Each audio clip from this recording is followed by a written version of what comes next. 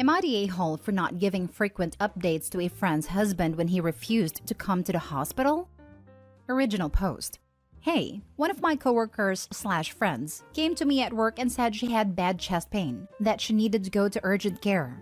I told her I would cover her shift. We both got off in an hour anyways. When I got off, I noticed my friend sitting on the sidewalk crying in pain. She said the pain was much worse. She said her husband didn't come, so I took her to the hospital myself. When we got there, I sent a text to her husband telling him what hospital we were at. His reply was, "Cool, updates me in 20 minutes." Long story short, her gallbladder ruptured and she needed immediate surgery. I called her husband, and he said, "I don't like the smell at the hospital. It makes me sick. Just notify me every 30 minutes on how she's doing." I told him no, that it was serious and he needed to calm down. He didn't reply. A friend got out of surgery. The doctor said she has a bad infection and she will need to stay at the hospital a couple of days. I ended up calling my friend's mom. Her mom immediately asked where her husband was. I told her what he said. Later, I started getting mean messages from him, that he was really mad I didn't give him updates like he asked. My friend's mom showed up and let me know she was texting and asking my friend's husband for updates. He still doesn't know my friend's mom is with her now. I am starting to feel like I am the a-hole for not telling him that I called my friend's mom, or giving him the updates like he asked for. Now for the top comments before reading the update. Not the a-hole. You did a nice thing to support your friend. You did not, however, sign up to be her husband's secretary. He can either get to the hospital like a decent spouse would, or he can sit at home in the dark and hope his wife isn't mad. He's not a decent spouse at all. Opie's friend is better off in the hands of her mom. Hopefully, Mom and Opie will also support friend as she sorts through her thoughts on the waste of space bloke she married and dumps us behind. Opie's not a a-hole. Opie did the very best thing for her friend. I'm really curious what updates the husband is giving his mother-in-law, given that he doesn't even know what's going on. Opie, you're not an a-hole at all. Your friend's husband, on the other hand... My husband hates hospitals. Hates. But when I got bitten by a cat and was in for nearly a week, he was there before and after work every day. That's what you do when you love someone. Put your discomfort aside for that person when they really need you. Not the a-hole. The audacity of the husband astounds me. I don't like the smell of hospitals. Who the heck does? Your friend needs to re-examine her marriage because this a-hat obviously cares more about his discomfort than her health. I agree. She deserves someone who will be by her side. I can't even imagine a situation where my spouse gets sick and ends up in the hospital and I'm not there. I would literally not be able to function until I heard directly from the doctor's mouth that they will be okay. It was super scary. The doctor said normally when they remove a gallbladder, it's an outpatient procedure. Since it ruptured and she has a bad infection, it's really serious. That's why I called her mom. I'm okay being there for her, but making serious medical decisions? It should be her family, not me. I doubt the hospital would let you make any decisions since you're not family. Another big reason why that guy's an a-hole. The doctors may need to make some quick decisions, and if you hadn't gotten her mom there, they'd have to delay till they could talk to somebody. Not the a-hole. What a poor excuse for a husband that man is. I hope this is the wake-up call that she needs to leave him. At first, when I found her, I thought maybe he was stuck in traffic or couldn't leave work. Now I am wondering if he just didn't want to drive her? Now for the update. My friend is doing better today, and she has decided to separate from her husband. When I went to visit, I got the whole story. When my friend's sister and brother-in-law went to my friend's apartment, they found her husband there playing video games when he was supposed to be at work. Red flag. After my friend called her husband and pressed him, he told her he quit his job and didn't want her to find out. That his job was too stressful and he didn't want to work anymore. He lost his health insurance once he quit. Thankfully, we have health insurance through our company, so my friend is covered. My friend said this was the final straw. She said he does nothing to help their family. They have a 2-year-old daughter he dropped off to the babysitter early this morning, even though he was home. Grown-up daughter. Mommy, why did you and Daddy divorce all those years ago? Mommy. Well, he left me crying on the side of the road with a ruptured gallbladder. And you with a babysitter while he stayed home and played video games after he secretly quit his job. I would like to add, now sweetheart, this is why we don't marry a slug. But odds are he was a horrible dad before divorce. He's probably gonna be a crappy dad post-divorce. The kid won't have to ask her mother why, when she can see with her own eyes what a deadbeat her dad is. No questions needed when the truth is quite evident. Thanks so much for the update. I'm glad she seems to have a good support system, and really glad she's getting out now while the situation is egregious. Otherwise, waiting out those malingering unemployed men can sap the energy and spirits of anyone living with them. Jesus, I was feeling pretty horrible about being single earlier. I feel better now. Glad your friend is doing better and dumping this loser. I'm happy to help. Now for the last story. Update. Am I the a-hole for not attending my friend's wedding on the day of my family's death anniversary? Original post. 7 years ago, I, 35 female, lost my husband, daughter, and mother to a car accident. They were hit by a drunk driver that drove through a red light and killed all of them on impact. Their deaths greatly affected me, and if it weren't for my friends and years of therapy, I would be in a much lower place. I am very thankful for their support and have been able to process my grief properly. 2 years ago, I took a job offer that provided me more benefits than my current one and moved far away from city to another. I travel back to occasionally meet up with friends, and of course to visit my family's graves on their death anniversary. It is a 7-hour car drive or around an hour by plane. Due to COVID, last year I drove to avoid contact with people and stayed at my old house. This year I plan to do the same thing, but ran into an issue with my friend having her wedding in my old city.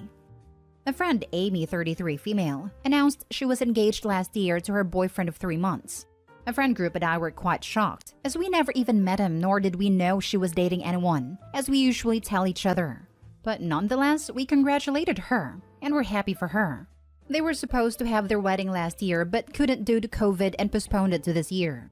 We are not in US, by the way, and COVID cases are now less than 10 here in my country.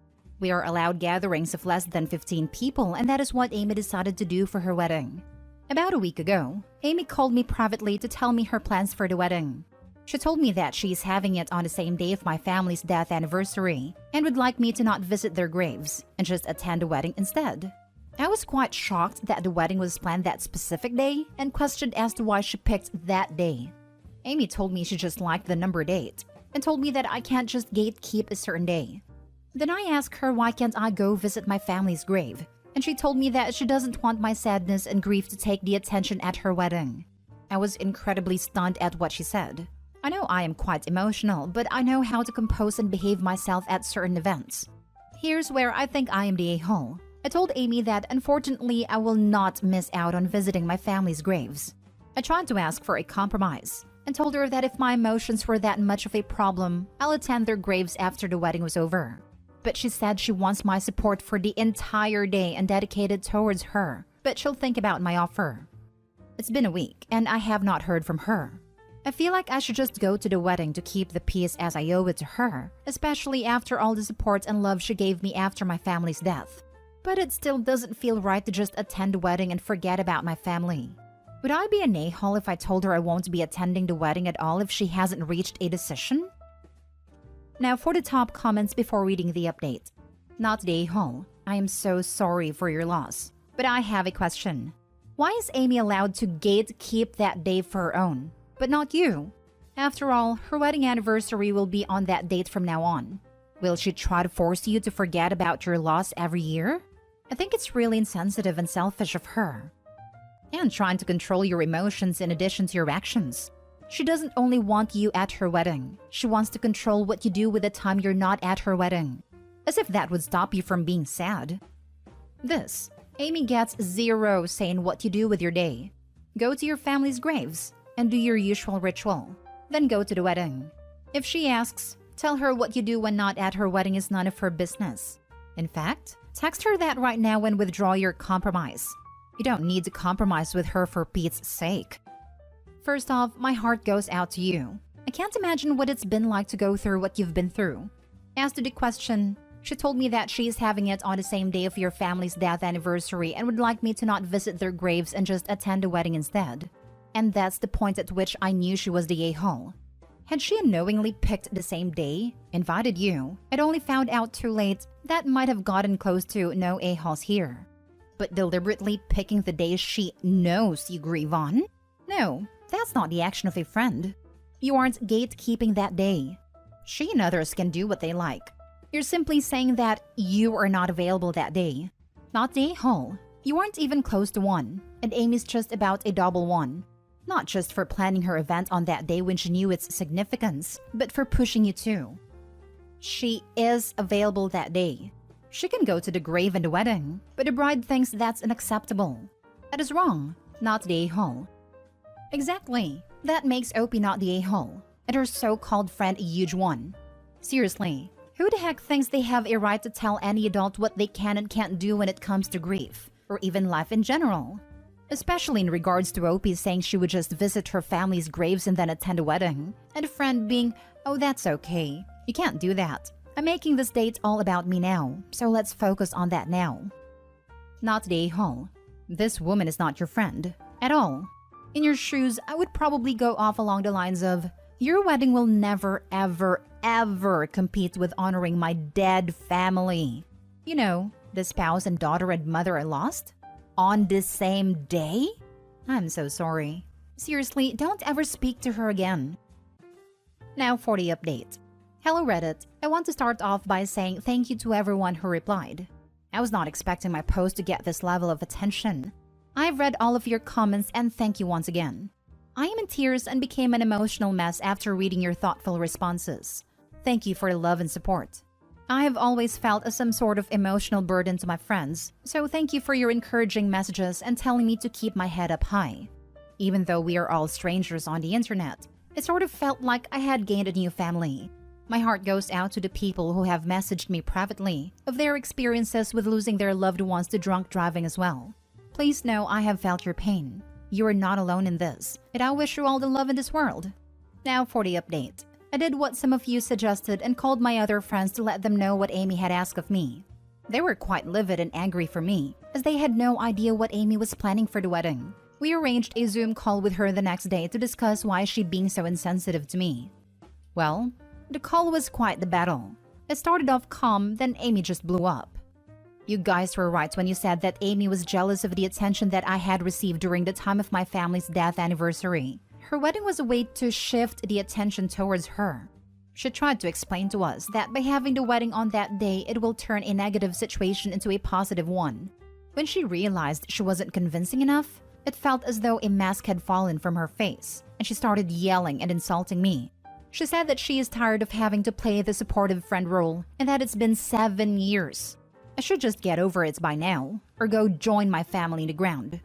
My friends lost it and called her every name in the book.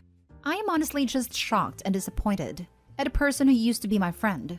It breaks my heart knowing I lost another person in my life, but I guess you guys are right in the sense that she never really was a friend. I now look back at our friendship and realized it was often one-sided on my part. I wish it didn't take me so long to realize it. No one in our friend group of 6 people are going to her wedding now. We have decided to go no contact with Amy and block her on all social media. My friends have offered to go visit my family's graves together with me. I accepted, and we are now planning to also make a scrapbook with my family's pictures. For once, I'm actually looking forward to this day, and will start to plan more eventful activities like this. Thank you once again to everyone for helping me through this. And please remember, do not drink and drive. I am begging you. Please don't. Please drink responsibly and drive safely, everyone. Edit, I was once again not expecting this amount of attention. I am in literal tears. Thank you everyone for your kind words and sympathy. I appreciate your love and support. I don't think I deserve the awards you all have given me. Thank you, kind strangers. Some are asking about Amy's fiancé and his thoughts. We haven't heard anything as we still haven't even met him. We tried several times to meet him last year, but something always came up. I guess we'll never know his true feelings. Imagine being jealous of the attention one gets for losing their entire family. My gosh. The sheer lack of sympathy and empathy in every way possible is astounding. It's been 7 years. I should just get over it or go join my family in the ground. If she was my friend, she'd be counting her blessings it was a video chat, because that would be enough for me to entirely lose it. Jealous of the support you got after everything you lost? Jesus Christ. Good riddance to bad rubbish there. Sorry that you had to go through this. To find how bad she was though. I am quite shocked about the whole situation. That event in itself is so traumatizing. And Opie seemed to have made a great recovery, with that ritual of visiting them regularly. And now her friend who intends to get hitched to a guy whom she knows 3 months? Jolly for them. But to tell Opie to not go to the grave so she can hoard her happiness for the entire day. What kind of person says something like that? God horror. Also, people can say what they want to say about love at first sight, but a 3-month wedding smells like a shotgun wedding, baby on the way, or insanity. That's just a divorce waiting to happen. And anyway, not worth disrespecting Opie's ritual. She said you should join your family in the ground? Wow. Screw her. I audibly gasped when I read that part. She's a sick person. I'm so happy Opie has actual, supportive friends. We have read way too many stories where friends would say to just keep the peace, even in such ugly situations as this. And it's sadly so refreshing to read about actual good friends.